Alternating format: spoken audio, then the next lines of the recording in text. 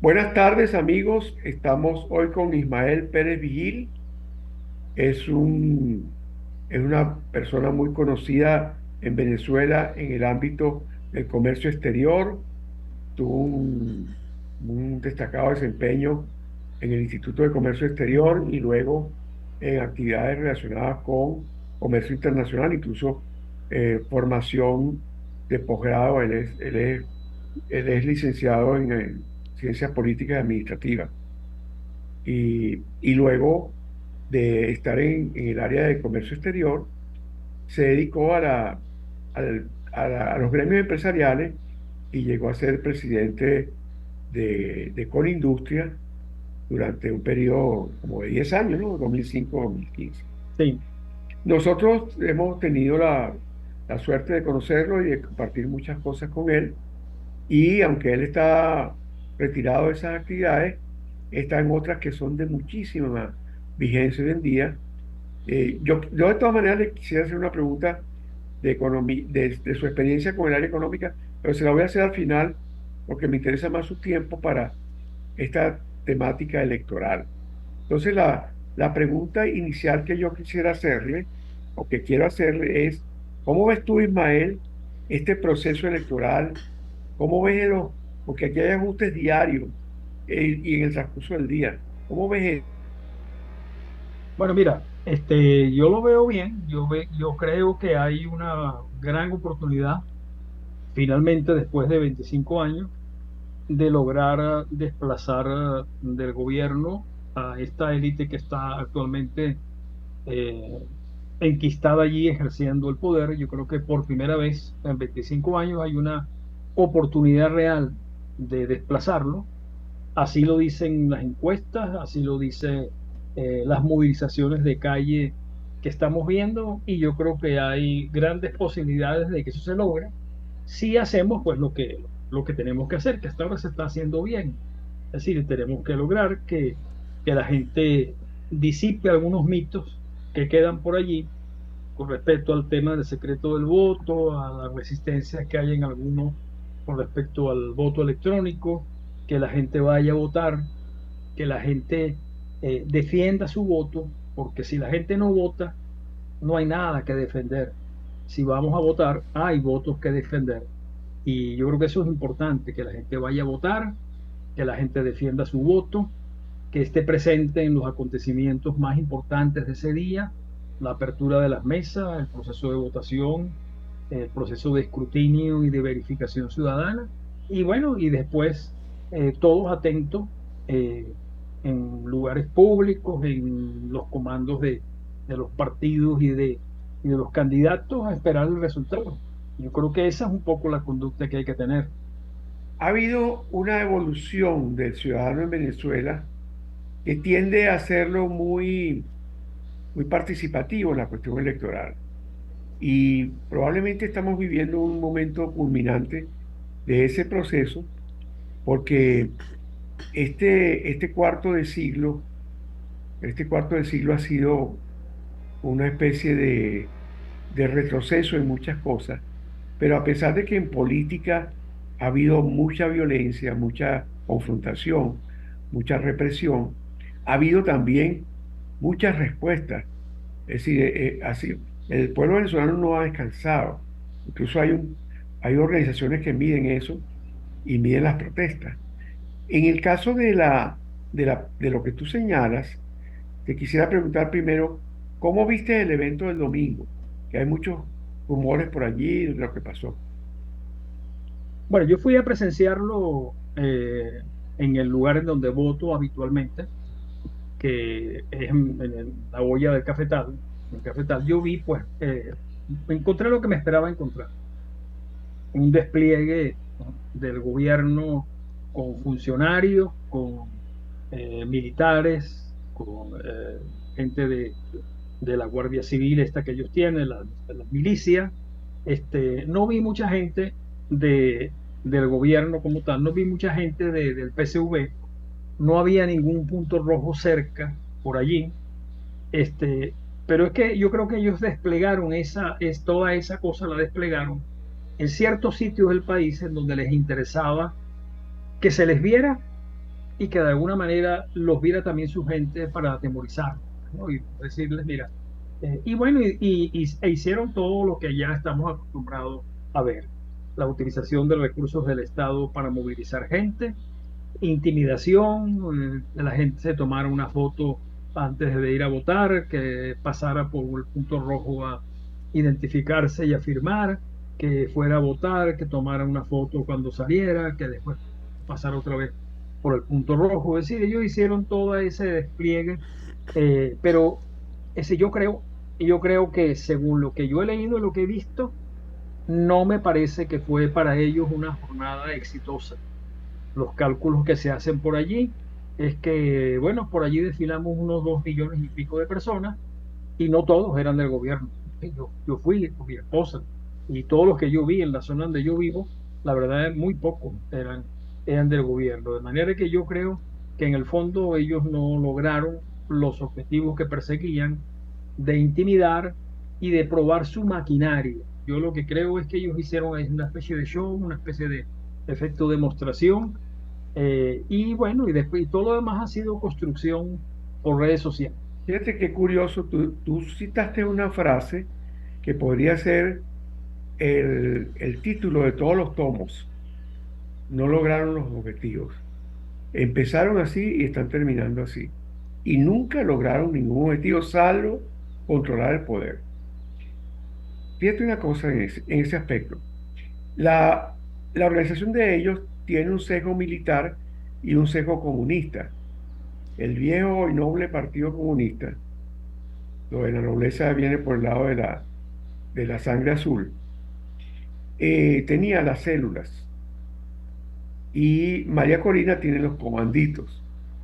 Yo supongo que con la habilidad y la, digamos, preparación que tiene María Corina y su grupo, está quedando atrás esa tecnología militar de la escaramuza, del control por áreas, eso que acaba de decir, están controlando áreas, pero resulta que ya las áreas no las controlan, porque lo que ha pasado a lo largo de Venezuela es que María Corina ha tenido prácticamente a su antojo el desplazamiento. Cuando han tratado de pararla, la misma gente le abre camino. Entonces yo supongo que en el acto electoral no va a haber riesgo y que está blindándose eso con esta consigna de cada quien defiende su voto. ¿Dónde podrían estar entonces los otros riesgos de arrebato de las elecciones o de echar para atrás todo? Bueno, mira, yo creo que en efecto hay dos escenarios, ¿no? En blanco y negro, ¿no? Ganamos la elección y ellos pierden, o nosotros perdemos la elección, ellos ganan, etcétera. Pero entre esos dos, blanco y negro, hay toda una escala de grises, ¿ok? En los cuales mucha gente pues hace todo tipo de especulación, que si ellos van a suspender la elección, que si van a desconocer o inhabilitar al candidato, que si van a inhabilitar, desconocer o eliminar la tarjeta de la MUD. Es decir, todo eso son hasta el momento especulaciones. Sería absurdo negar que esas posibilidades existen, porque sabemos que existen, pero también sería absurdo pararnos por eso, por esa, que esa cosa estén diciendo. Yo te voy a contar una anécdota muy particular. En la Comisión Nacional de Primaria, nosotros todos los días, toda la semana, nos llamaban amigos y gente supuestamente que estaba a favor de la elección primaria para advertirnos y para decirnos que ya estaba lista la sentencia del Tribunal Supremo para desconocer la primaria y para obligarnos a renunciar y para eliminar la elección primaria. Y eso era todos los días, toda la semana, y nos juraban, no, ya yo vi la sentencia, ya está redactada, la tiene fulano, la firma no sé qué. Bueno, eso nunca ocurrió, o sea, nunca ocurrió y ya es historia, todos sabemos qué fue lo que pasó.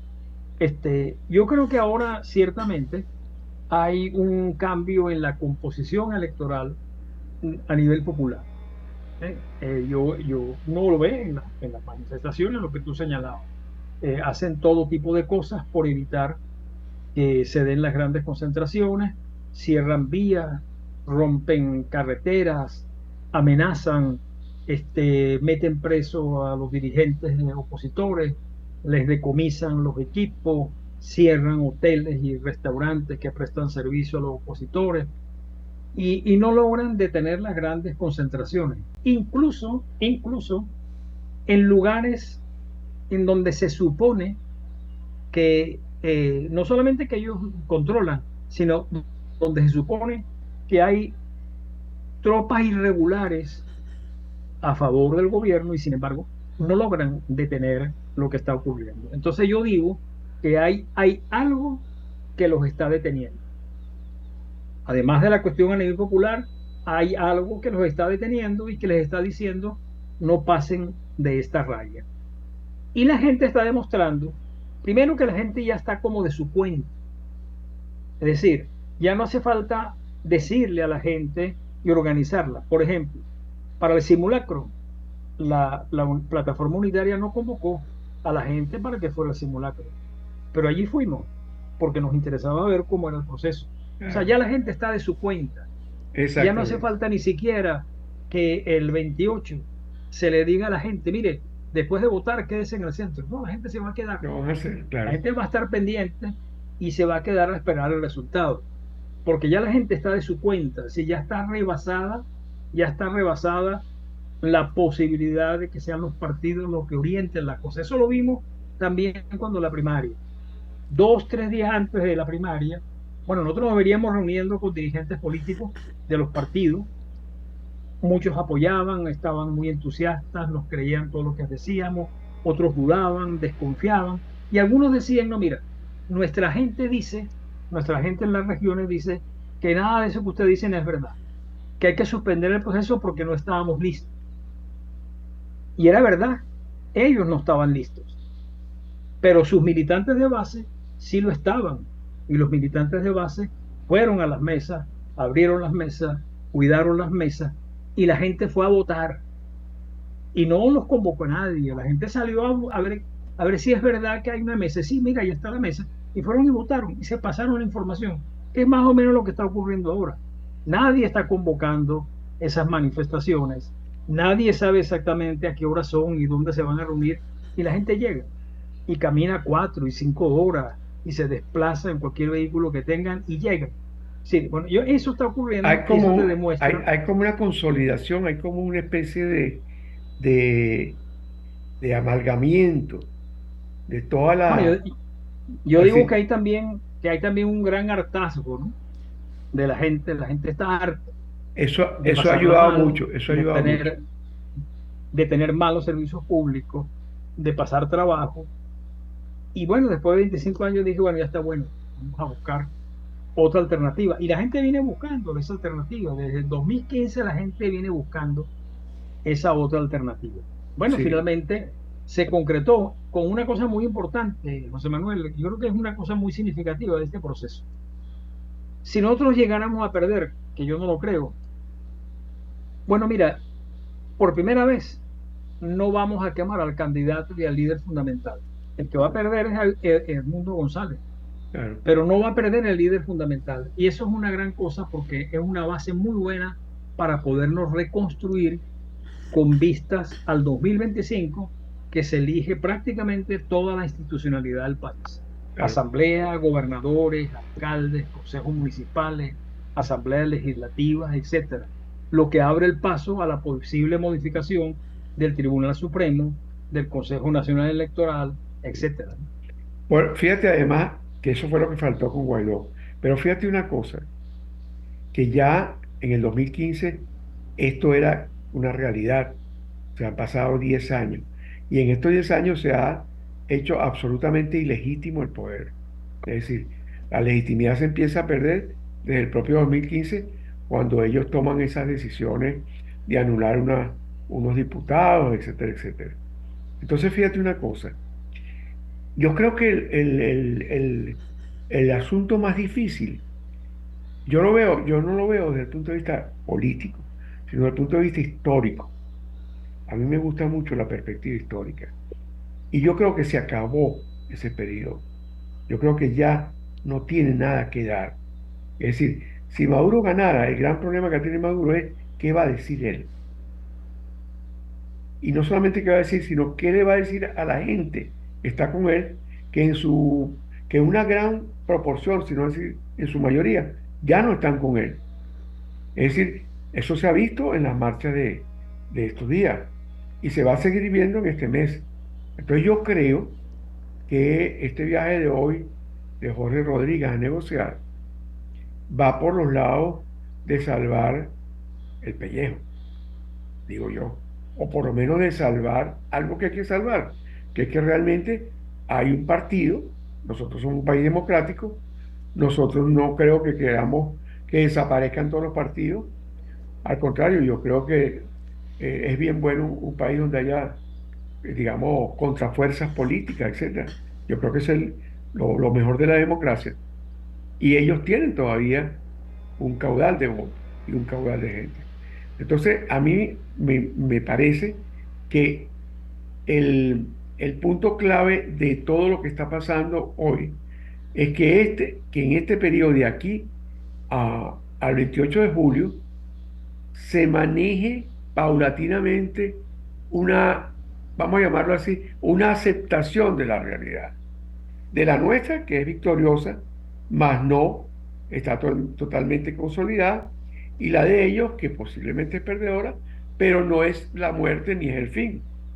Ese es más o menos lo que yo diría que podría ser como el panorama y el espectro en el cual nos estamos moviendo. Entonces, una pregunta que te haría en este momento, y va por el lado de lo que tú manejabas antes, es, ¿cómo ves tú a la economía?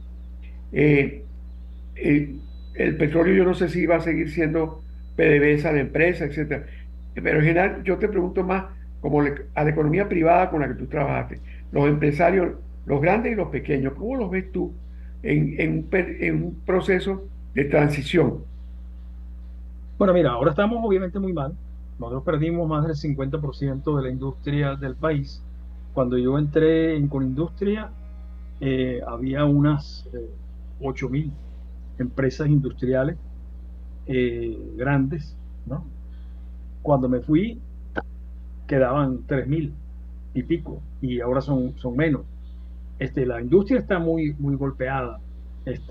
En general, toda la infraestructura económica del país está prácticamente demolida, pero yo creo que hay eh, el país tiene una cantidad de mecanismos para activarse muy rápidamente. O sea, este es un país que en el peor de los casos puede generar, en muy malas circunstancias como estamos ahora, entre 800 y 1.000 millones de dólares.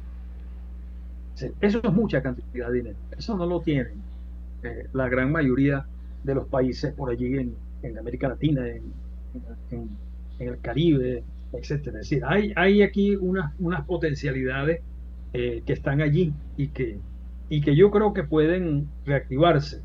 Bueno, yo escuché el editorial de ustedes de esta mañana o de ayer, no sé. Es decir, Ujú. obviamente nadie está pensando que vamos a regresar a la Venezuela que tú y yo conocimos, a la gran Sí, Venezuela de los ese años es el de 70. hoy, es volver con pilas. Exacto, ¿no? O sea, nadie piensa que vamos a regresar a eso, pero hay condiciones para que en un corto periodo de tiempo se puedan hacer cosas.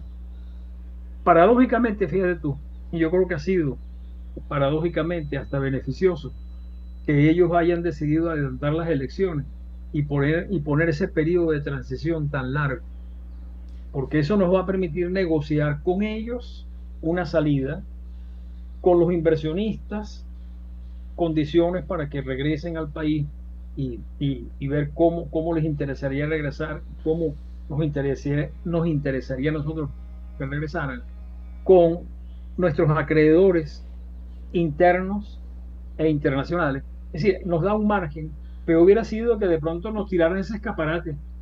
Toma la llave del carro, yo me voy, arregla eso. O sea, no, bueno, vamos a tener un periodo de tiempo en el cual vamos a poder negociar y vamos a poder resolver algunos temas que nosotros tenemos. Aquí hay dos grandes preguntas. ¿Estamos nosotros preparados para ganar? Yo creo que sí. ¿Estamos preparados para gobernar? También. pero tenemos que resolver el tema de la gobernabilidad, ¿cómo vamos a hacer? Y la gran pregunta es, ¿están ellos preparados para perder? Sí, ahí es donde están esas dos grandes preguntas, son las que tenemos que resolver. Yo, Bueno, yo creo yo, que yo, yo usaría una palabra, negocio. exacto, así es. Lo O que pasa es sea, que la palabra negocio vale en política y vale incluso hasta en la vida sentimental. claro, ¿Cuál es? no, La palabra negocio significa no perder el tiempo, ¿ok? Esa es la palabra clave. Y sí, yo creo que allí hay varias cosas. Primero, que el capital humano que tenemos no es un capital humano de simples académicos o de simples científicos, es un capital humano de emprendedores. El venezolano está emprendiendo en todas partes del mundo, emprendiendo incluso para buscar trabajo o para establecerse. Y el venezolano que está en Venezuela, a mí me decía un dirigente laboral que está muy activo, me dijo, mira, aquí hay 7 millones de emprendedores. Esa gente que gana $3 diarios o $100 al mes, esos no ganan eso. Esos tipos se rebuscan. En Venezuela hay una economía del rebusque, hay una economía de la taguara, hay una economía de la oportunidad. Bueno, hay distintos segmentos a través de los cuales se mantiene un cierto nivel de satisfacción de necesidades básicas e incluso de necesidades a veces hasta de entretenimiento. Tú ves que todavía presentan artistas y se llenan con entradas bien caras. Es decir, claro, ahí funcionan otros aspectos que se especula mucho que existen, pues como los mercados negros, etcétera. Pero lo que quiero destacarte, que tú lo has dicho muy bien, es que digamos, esa negociación de la transición que viene de agosto a diciembre, yo creo, y te estoy entrevistando a ti, entonces te lo hago como pregunta, ¿tú no crees que en ese periodo va a haber un cambio incluso de la gente más allá de la política? Es decir, que hasta, por ponerte que hasta un chavista que no esté, digamos, mal ni perseguido ni nada, un chavista convencional, que debe ser la mayoría, podría hacer sociedad con un opositor y montar, qué sé yo, un restaurante o cualquier cosa. O que la gente que está afuera, que la mayoría somos de oposición, también constituya un bastión de respaldo, que lo estamos haciendo ahorita en las elecciones. Yo creo que no vamos a votar directamente, pero indirectamente tenemos parientes y amigos que están recibiendo de nosotros un gran estímulo. Esa es mi pregunta.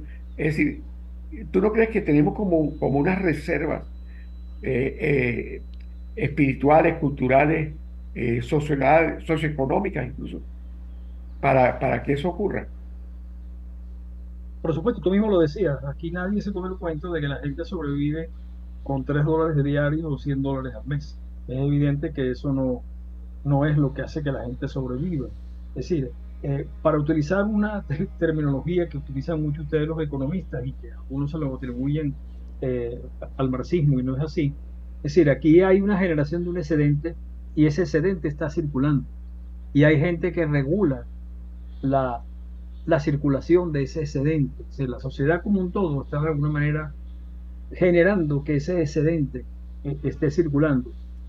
Pero si está circulando es porque se produce, es porque se genera, ¿no? Es la gente que está afuera que envía dinero, es los que están aquí, que cobran por un servicio, te lo cobran en dólares o te fían, te dicen, bueno, no importa, ya me lo pagarás. Mira, eso es muy común aquí, que tú vas a alguna parte y no tienes cómo pagar porque la tarjeta no pasa, no tiene punto de venta.